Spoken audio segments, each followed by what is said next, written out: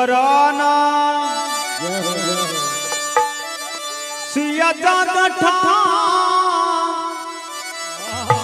लाना है से हो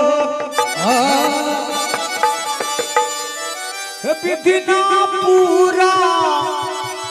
कैला न विधिना विधिना पूरा कैला न है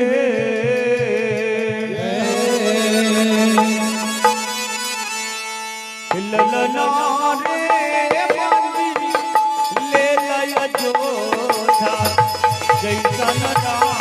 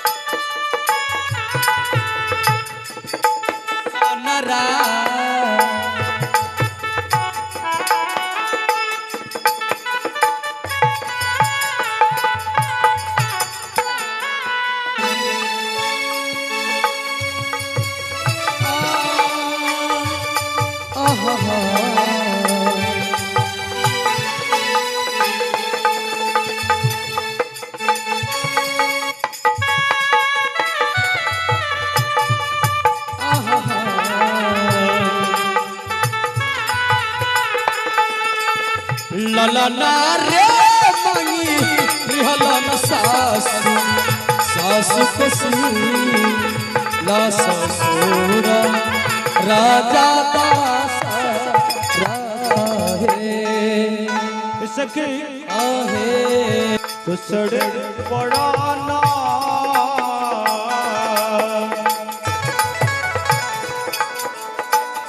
तो सड़े पड़ाना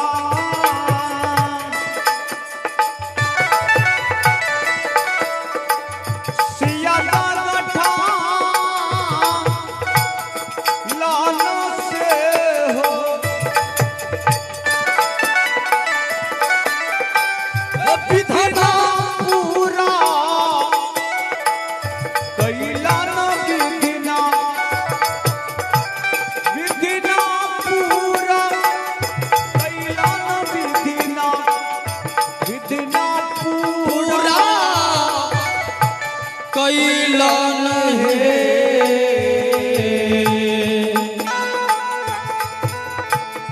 ललना रे बंदी लेलन सासु सासु कसी ससुरा राजा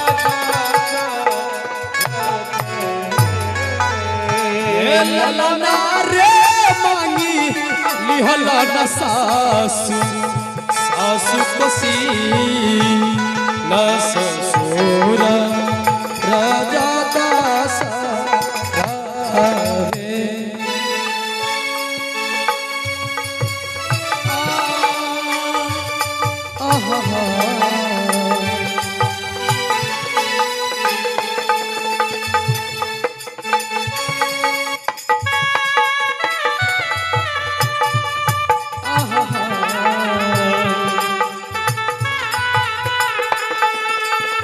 ललना रे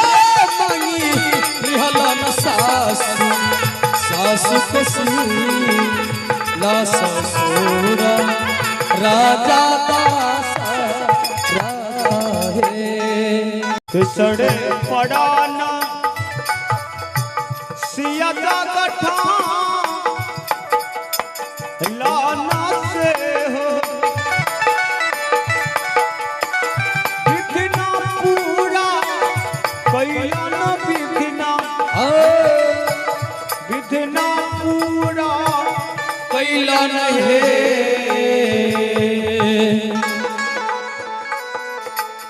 ललना रे बंदी लेकिन पति श्री राम मद बाड़ बाबू नाचू ललना रे मांगी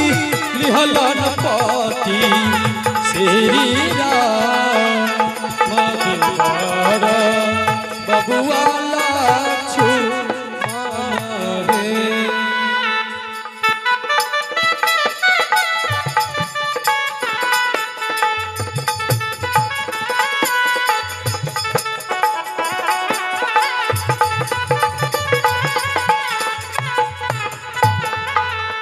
सखी हाँ है चौथे पराना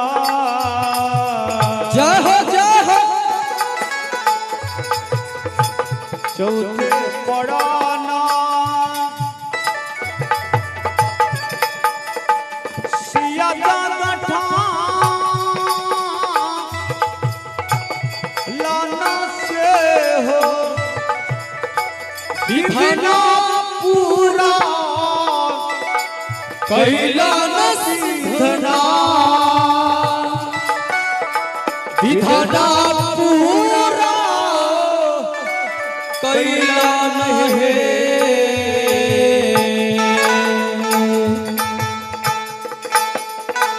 ललनारे मांगी लेकिन पुत्रा लाभ हेतु सच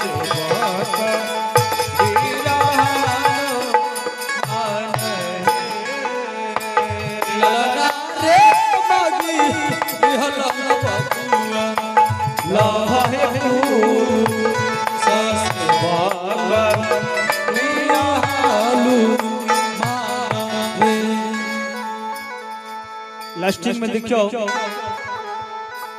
तुलसीदास प्रभु सोहर का वो लहे गाबी के सुना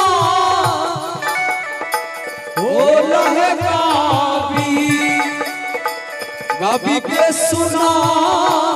वो लहे